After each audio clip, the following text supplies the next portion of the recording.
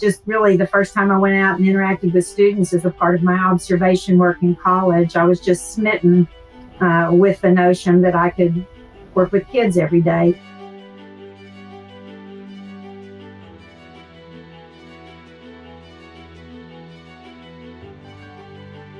Hi, my name is Cathy Bryce, retired educator.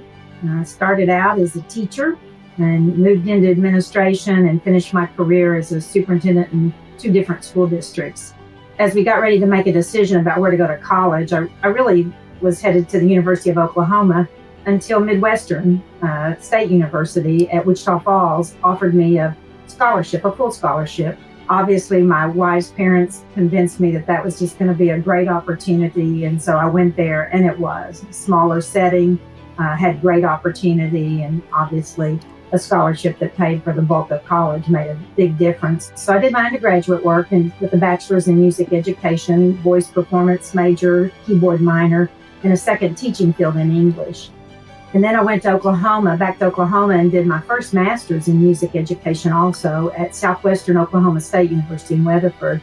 Then moved to Texas in the late 70s to start teaching, and I was teaching choir, just happy as a lark, teaching choir. I thought, I might want to be a fine arts director someday. So went in and talked to one of my administrators about what it took to become one. And she said, you really ought to just go up to North Texas and get enrolled to get your master's in educational administration, and you could be a fine arts director, but you could be a principal or a superintendent or anything. And we both had a big laugh. I was in my 20s, and 4 weeks later, I was enrolled at University of North Texas working on a master's plus 9 hours in educational administration with a minor in curriculum and instruction.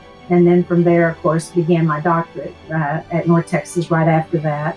I just went from that certification program into the doctorate and did my doctorate in educational administration with a minor in curriculum instruction. Once I got to Texas, of course, I was a middle school, junior high choir director. And from there, went on to be an assistant principal at a high school, a middle school principal. Then I changed districts and became an executive director of curriculum instruction, assistant superintendent for curriculum instruction.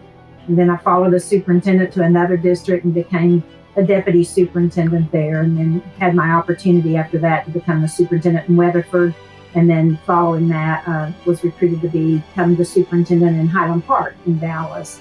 And I think at each step of the way, you just have an opportunity to be a part of a great team. One of the things I love about public education is that it's a very collaborative environment. I had loved school always, loved my teachers, obviously loved my choir directors through the years.